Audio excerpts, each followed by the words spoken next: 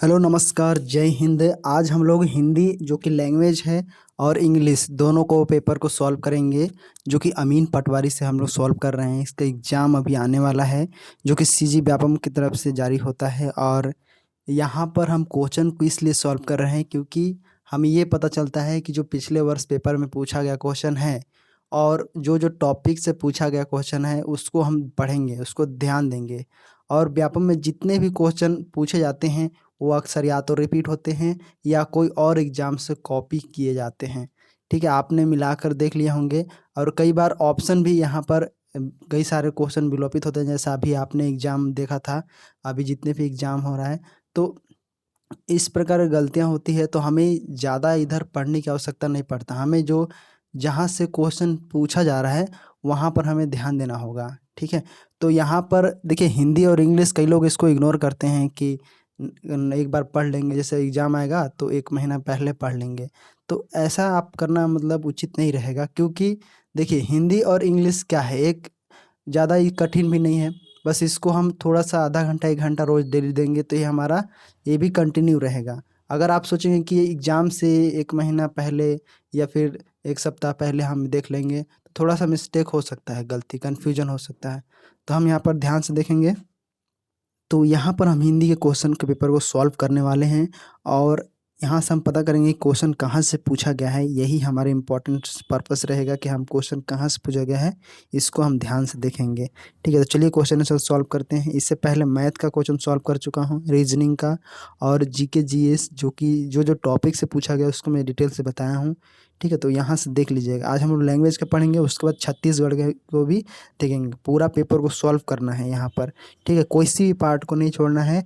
और जितने भी जैसे अभी देखेंगे ये अमीन है, और साथ में अलग जो व्यापम में पूछा गया है उसको भी क्वेश्चन को हम पढ़ेंगे, क्वेश्चन को सॉल्व करेंगे।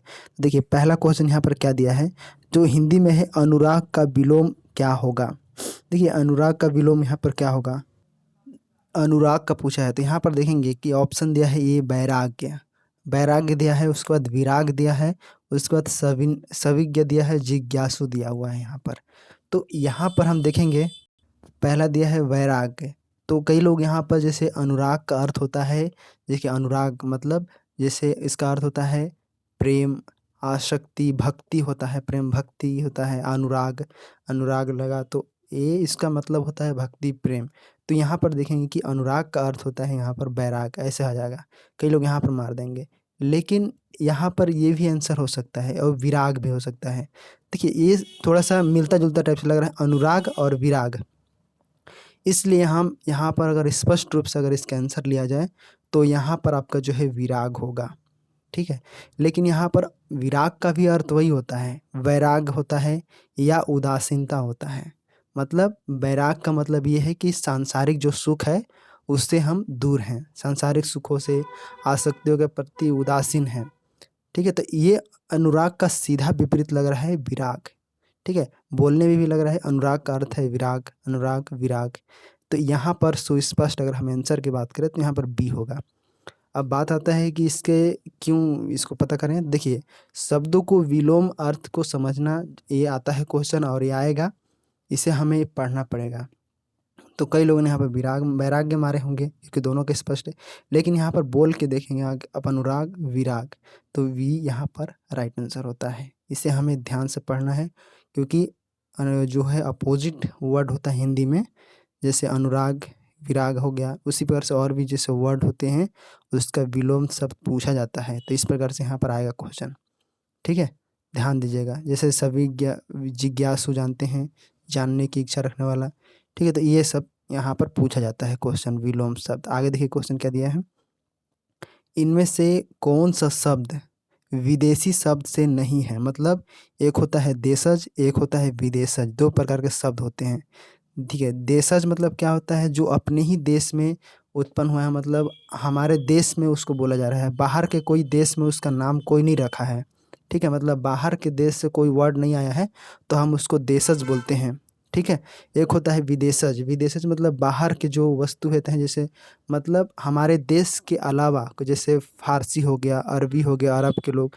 ठीक है, तो वो उन लोग जैसे अंग्रेज लोग आए थे तो अंग्रेजी भाषा हो गया, तो इन लोग जो बाहर देश के रखते हैं उसको बोलते हैं विदेशज। तो इसी को बोलते हैं कि यहाँ पर विदेशी भाषा में नहीं है बोल रहा है, मतलब ये हमारा यहाँ पर पूछ रहा है कि देशज शब्द कौन सा है।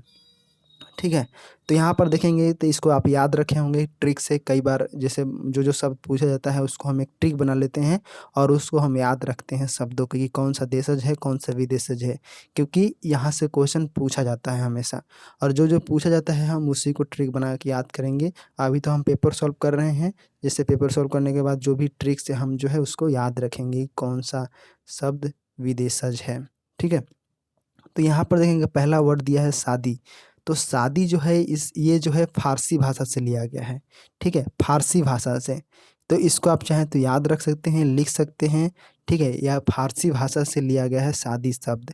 आगे देखेंगे साबुन। साबुन जो है यहाँ पर अरबी अरबी भाषा से लिया गया है। जैसे आपने ट्रिक पढ़ा होगा, जो तौलिया साबुन लेके जाता है अरबी वाला भाषा में। जो लोग नहीं पढ़े हों तो उनके लिए मैं बताऊँगा, जो पढ़ चुके हैं उनको मैं याद दिला दूँ कि जो से साबुन जो है एक अरबी भाषा से लिया गया है। ठीक है, याद रखिएगा अरबी भाषा से साबुन को लिया गया है। ट्रेन। ट्रेन को देखेंगे, ट्रेन ट्रेन कौन लाया था, तो जानते हैं कि अंग्रेज लोग यहाँ पर आए थे, तब ट्रेन यहाँ पर आविष्कार किए थे ट्रेन के लिए, अपनी सुविधा के लिए। तो यहाँ पर ट्रेन जो है यहाँ पर अंग्रेजी भाषा होगा। अब कबड्डी देखोगे तो लास्ट में तीनों ऑप्शन से हमें पता चल गया कि तीनों ऑप्शन जो है ये विदेशी शब्द है। ठीक है, यहाँ पर विदेशी शब्द है। तो अब बच गया हमारा कबड्डी। तो कबड्डी जो है ये क्या है, ये भारतीय शब्द है। ठीक है, मतलब ये जो है देशज शब्द है, ये विदेशी शब्द नहीं है, ये देशज शब्द है कबड्डी। तो हम कबड्डी को क्या करेंगे, याद रखेंगे। ठीक है, इसके साथ ही और भी वर्ड होते हैं उसको भी याद रखना पड़ेगा, क्योंकि कई बार रिपीट क्वेश्चन पूछा जाता है। तो ये भी क्वेश्चन रिपीट ही है, क्योंकि एक अन्य एग्जाम में भी पूछा गया होगा। ठीक है, तो यहाँ से आप जान सकते हैं कि कबड्डी आपका जो है यहाँ पर राइट आंसर होता है। आगे देखो, आगे देखो संधि विच्छेद, मतलब संधि से क्वेश्चन बना है और ये हमेशा क्वेश्चन बनता है संधि से, चाहे स्वर संधि हो, व्यंजन संधि हो, विसर्ग संधि हो, यहाँ से तीनों से क्वेश्चन बनता है। ठीक है, तो स्वर संधि से देखो यहाँ पर विसर्ग से बना है निरर्थक। निरर्थक क्या है ये आप जानते हैं, निरर्थक नि धन अर्थक। विसर्ग है मतलब विसर्ग लगा होगा। अब यहाँ पर बात करें कि यहाँ नी होगा, नी है तो यहाँ पर सी वाला ऑप्शन तो होगा ही नहीं, बाकी ये सब ऑप्शन तो होगा ही नहीं क्योंकि उसमें विसर्ग लगा ही नहीं है। तो यहाँ पर बी वाला आपका सही आंसर होता है। निरर्थक जैसे विसर्ग जैसे लगा रहता है विसर्ग, तो जैसे विसर्ग के बाद कोई भी स्वर आता है तो स्वर आने पर जो है ना विसर्ग जो है र में बदल जाता है। ठीक है, तो यहाँ पर देख सकते हैं निरर्थक र में बदल गया, वो नी विसर्ग जो है ये आपका जो है र में बदल गया इस प्रकार से। तो यहाँ पर इसलिए यहाँ पर निरर्थक हो गया।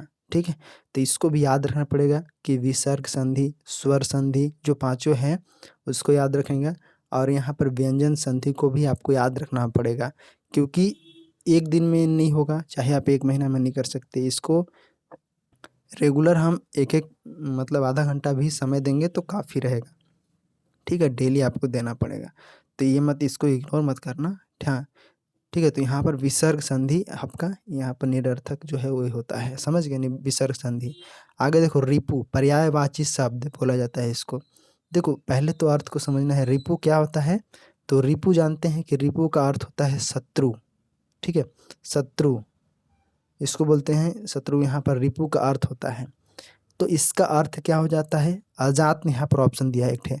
तो अजात मतलब होता है अजन्मा। अजन्मा मतलब जैसे अजात, अजन्मा जिसमें पैदा ना हुआ हो उसको बोलेंगे हम अजात बोलेंगे। अरी, अरी किसको बोलेंगे, तो अरु जो है अरी, अरी बोलेंगे किसको, तो यहाँ पर अरी बोलेंगे शत्रु, या शत्रु को ही रिपु का ये आपका जो है पर्याय है।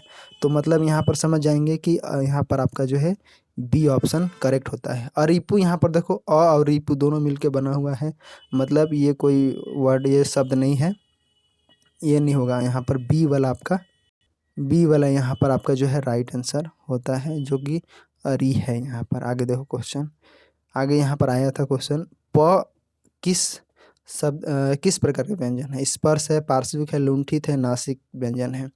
देखो यहाँ पर जैसे प वर्ग होता है, प वर्ग, च वर्ग, क वर्ग, ट वर्ग, तो ये सब त वर्ग, तो ये सब क्या है, ये स्पर्श व्यंजन कहलाते हैं। यहाँ पर ये वाला आपका राइट आंसर हो जाएगा यहाँ पर स्पर्श व्यंजन। ठीक है, जैसे कई जो वर्ण होते हैं, जैसे ओंठ से उच्चारण होते हैं प वर्ग ओंठ से उच्चारण होते हैं, कंठ से क हो गया, इस प्रकार से आपका तालु च तालु से, ठीक है। तो यहाँ से आपका जो है इस्तेमाल त दांत से हो गया। ऐसे बोल के आप याद रख सकते हो कि कहाँ से उच्चारण होता है। तो इन सभी को, जैसे होंठ से होता है, तालु से होता है, मूर्धा से होता है, दांत से होता है, कंठ से होता है, तो ये सभी को एक साथ स्पर्श व्यंजन कहा जाता है, ठीक है, स्पर्श व्यंजन। तो लुंठित र यहाँ पर, पार्श्विक ल यहाँ पर, इस प्रकार से आपको जो है याद रख लेना है, क्योंकि क्वेश्चन बन चुका है, यहाँ से आने की संभावना है क्वेश्चन।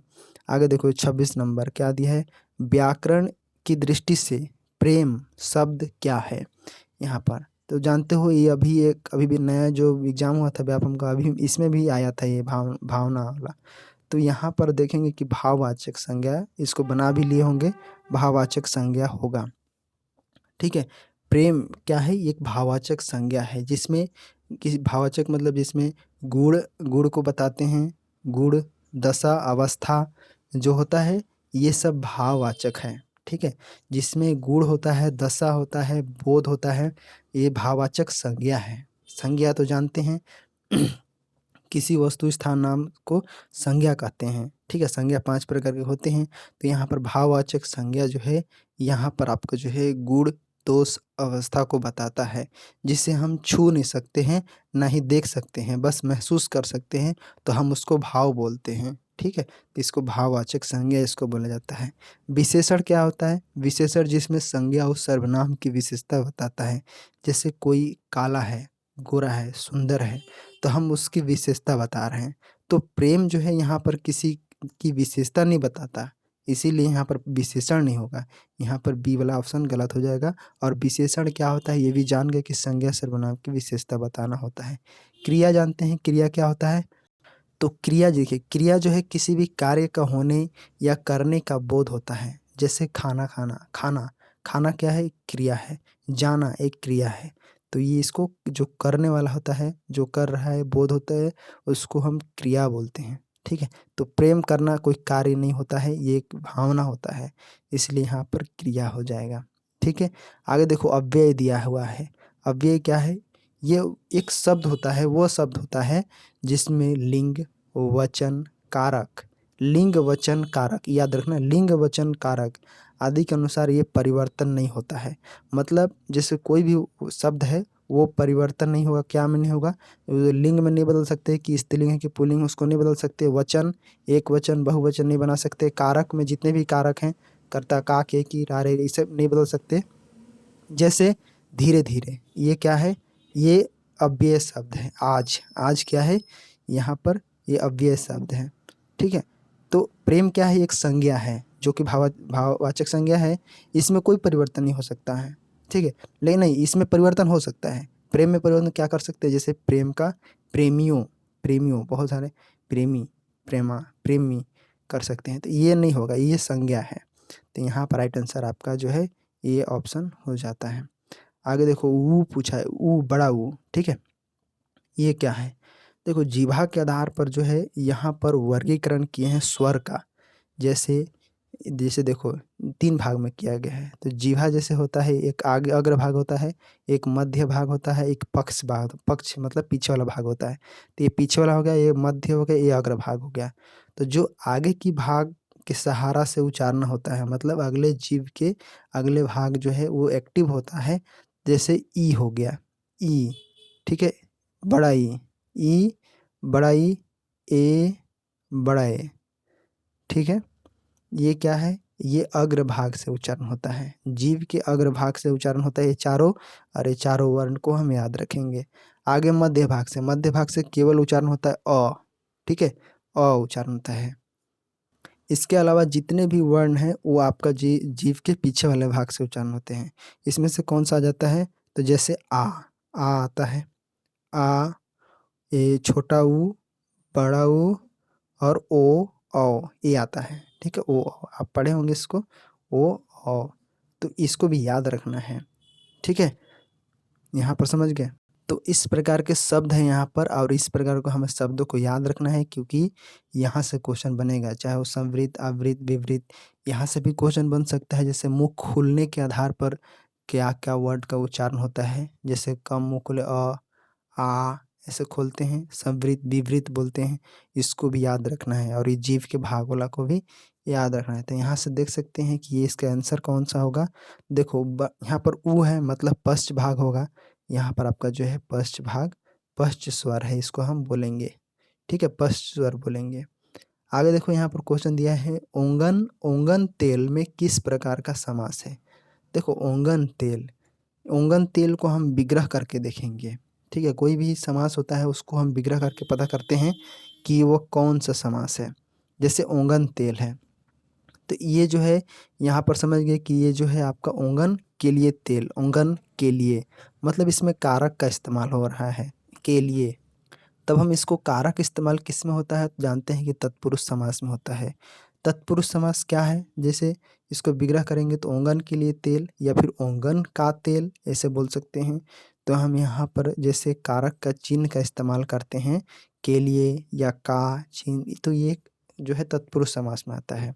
यहाँ पर देखेंगे तो क्या प्रधान है, तेल प्रधान है, ठीक है। तो आप जानते हैं कि तत्पुरुष में जो है दूसरा पद जो है प्रधान होता है, पहला पद गौड़ होता है, ठीक है। तो यहाँ पर उत्तर पद जिसे दूसरा पद कहते हैं वो प्रधान होता है तत्पुरुष में।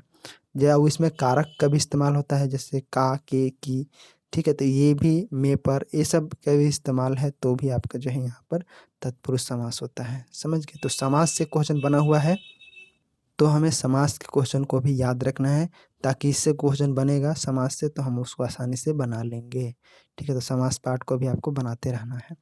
आगे देखो क्वेश्चन है 29, किस वाक्य में सर्वनाम का अशुद्ध प्रयोग हुआ है, यहाँ पर बोला जा रहा है। तो कई बार हम हिंदी बात करते हैं तो हिंदी में हम कई वर्ड अपने तरीके से हम बात करते हैं, जैसे यहाँ पर कुछ वर्ड को हम पढ़ के देखेंगे पहले जब परीक्षा में जाएंगे। तो वह स्वयं यहाँ नहीं मतलब वह स्वयं यहाँ नहीं आना चाहती, क्या ये सही है, इसको हम पता करते हैं। पहले सबको पढ़ लेते हैं। आपके आग्रह पर मैं दिल्ली जा सकता हूँ, मैं तेरे को घड़ी दूंगा, मुझे इस बैठक की सूचना नहीं थी। यहाँ पर आप मिलाने की कोशिश करेंगे, देखिए पहला देखिए वह स्वयं स्वयं यहाँ नहीं आना चाहती, ये सही है। क्यों सही है, क्योंकि यहाँ पर देखेंगे स्वयं का प्रयोग है मतलब वाचक सर्वनाम है यहाँ पर, मतलब ये सही है। आगे देखोगे आपके आग्रह पर, आपके मतलब आदर सूचक है यहाँ पर और साथ में, ठीक है, यहाँ पर तो ये मैं सही है ये वाला, ठीक है। तेरे तेरे को ये गलत है, तेरे को यहाँ पर इस्तेमाल नहीं होता है, या तो तुझको होता है या तुझे तुम्हें होता है, ठीक है। तेरे का प्रयोग जो है यहाँ पर अशुद्ध रूप से किया गया है तो ये हमारा आंसर हो जाता है क्योंकि यहाँ पर ये अशुद्ध है और हमें अशुद्ध ही खोजना है।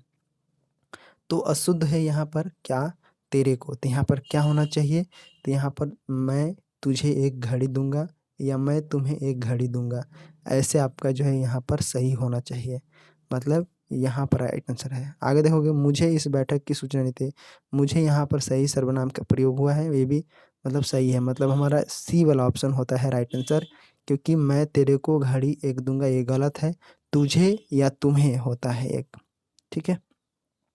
आगे देखो क्वेश्चन क्या दिया है 30 नंबर, हिंदी का लास्ट है, ठीक है, उसके बाद इंग्लिश आ जाता है।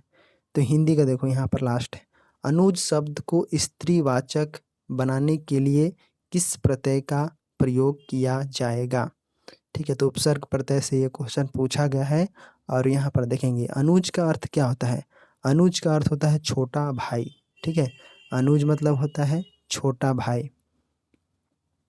अब हम यहाँ पर देखेंगे मतलब स्त्रीवाचक इसको बनाना है, तो स्त्रीवाचक बनाना है तो हम इसमें जोड़ेंगे आ जोड़ेंगे, ठीक है। आ ऑप्शन में भी यहाँ पर आ दिया हुआ है, इक अनुजिक नहीं होगा, अनुजीय नहीं होगा, अनुजा अनुजा यहाँ पर आपका इस्तेमाल हो रहा है क्योंकि अनुजा का अर्थ होता है छोटी बहन, ठीक है। अनुजा का अर्थ क्या होता है, छोटी बहन, अनुजा का अर्थ क्या होता है, छोटी बहन, ठीक है। इस प्रकार से इक यहाँ पर दिया हुआ है, इक प्रत्यय क्या होता है, संज्ञा या विशेषण जैसे हम जब बनाते हैं, नहीं संज्ञा और विशेषण बनाने के लिए हम इसका इस्तेमाल करते हैं, जैसे समाज हो गया, समाज का क्या हो गया सामाजिक, इक लगाना लास्ट में प्रत्यय, तो ये क्या हुआ है विशेषता है, सामाजिक व्यक्ति है, ठीक है, संज्ञा। आगे देखोगे तो ये भी विशेषण बनाने के लिए इस्तेमाल करते हैं। जैसे भारत का क्या होता है, भारतीय, भारतीय, हम भारतीय हैं, तो ऐसे हम याद रखेंगे। डी यहाँ पर दिया है, ई बड़ा ई दिया है, तो बड़ा ई का इस्तेमाल हम प्रयोग करते हैं स्त्रीवाचक में, हालांकि इस्तेमाल करते हैं, लेकिन यहाँ पर अनुजी तो नहीं होगा ना, अनुजी नहीं होगा यहाँ पर। आपका डी यहाँ ई हो, ई का प्रयोग का वो करते हैं, जैसे लड़का तो लड़की, ई का प्रयोग ज़्यादातर स्त्रीवाचक में होता है यहाँ पर। तो राइट आंसर यहाँ पर अनुजा होगा, क्योंकि अनुजा का अर्थ होता है छोटी बहन, ठीक है, इसलिए यहाँ पर स्त्रीलिंग में आपका आ का प्रयोग होगा। तो ये है आपका हिंदी का पेपर, और इस प्रकार से क्वेश्चन पूछा गया था, इजी ही क्वेश्चन था, और यहाँ से आगे और कठिन क्वेश्चन बनने का प्रयास मतलब बन सकता है, ठीक है। आगे और भी क्वेश्चन हम बन सकते हैं हिंदी का, जो कि वर्ण से भी क्वेश्चन बना है, देख सकते हो, संधि से बना है, और देशज विदेशज से बना है, पर्यायवाची से बना है, और समास से बना है। यहाँ पर छंद से कोई क्वेश्चन नहीं बना है, देख रहे हो, छंद से कोई क्वेश्चन नहीं बना है। और यहाँ पर देखेंगे तो विशेषण व्याकरण से बना है, और लास्ट में स्त्रीलिंग पुल्लिंग से बना हुआ है, और शुद्ध अशुद्ध से बना हुआ है। तो यही क्वेश्चन है यहाँ पर हिंदी का, और हम डेली प्रयास करेंगे कि हिंदी के क्वेश्चन को हम जितने भी पूछे गए हैं व्यापक में सभी को सॉल्व करने का प्रयास करेंगे। अभी जैसे हम पेपर सॉल्व कर रहे हैं, तो हम यहाँ से आइडिया ले रहे हैं कि कहाँ कहाँ से क्वेश्चन पूछा गया है, और उस टॉपिक को हम क्लियर करेंगे फटाक से, ठीक है। उसको रिविज़न करेंगे, 1 घंटा तो बस रिविज़न करना है, उसके बाद कंप्लीट हो जाएगा आपका। तो आई होप आपको समझ में आ गया होगा सारी चीज़ें। कुछ प्रश्न होगा तो कमेंट बॉक्स में लिखिएगा। अगले वीडियो में इंग्लिश का तुरंत सॉल्व करता हूँ, टाइम भी हो गया है, ठीक है। अगले वीडियो में हम इंग्लिश को सॉल्व करेंगे। मिलते हैं इस वीडियो में, तब तक के लिए जय हिंद। चैनल को जरूर सब्सक्राइब कर लेना सभी लोग, नया चैनल है, ठीक है। धन्यवाद।